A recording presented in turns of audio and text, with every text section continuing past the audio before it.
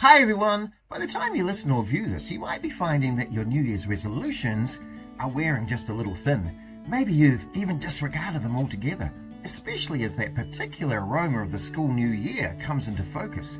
You know the one. It's a mix of freshly photocopied paper, nervous energy, strong coffee, and just a hint of quiet anticipation. Or is it excitement? Or is it dread? You know, January has a funny smell to it. Yeah, it smells like fresh notebooks, bold intentions, all mixed in with just a hint of quiet panic. Everywhere you look, people are setting goals, big goals, stretch goals, color-coded goals, goals with sub-goals and accountability buddies.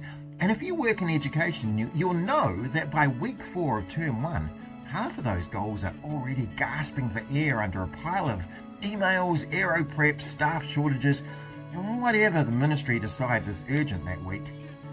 I used to be a goal setter, a really good proper one.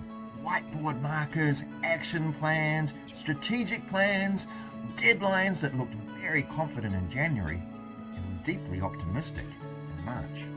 And then something shifted. I realized that most of the leaders I was working with weren't actually short on goals at all.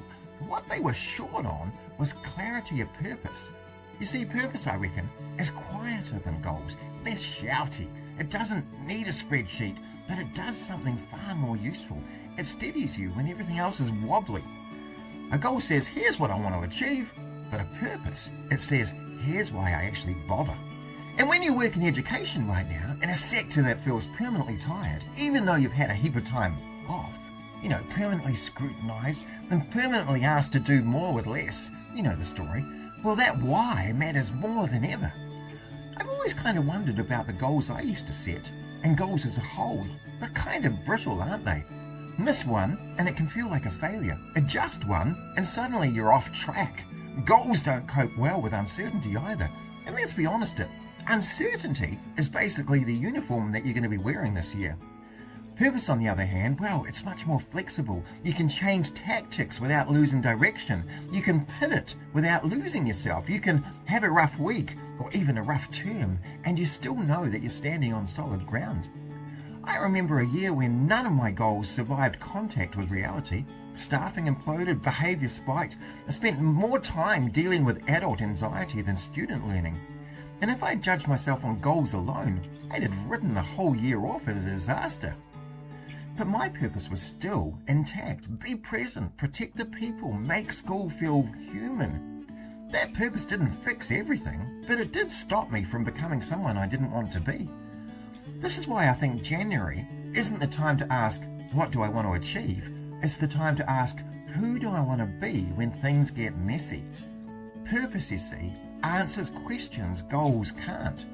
When a new initiative lands late on a Friday afternoon, purpose helps you decide what matters and what can wait. When you're exhausted and tempted to please everyone, purpose gives you permission to say no without guilt. And when you're questioning whether the job is actually worth it, purpose reminds you what you stand for, not just what you're accountable for. I'm not anti-goals, I'm just anti-goals without context. Goals should sit inside purpose, not replace it. So before you rush off to write another list this year, pause and ask yourself, what still matters to me in this work?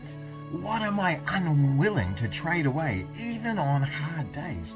And what do I want people to feel when they work with me? Get clear on that, and the goals that follow will actually mean something. And if they don't, well, it actually tells you something too, doesn't it? Now, if you've enjoyed this video, then you'll undoubtedly enjoy reading my book, Am I Having Fun? It's stacked full of great leadership ideas to help free up your thinking time so that you can enjoy your job a lot more. Go and get your copy now.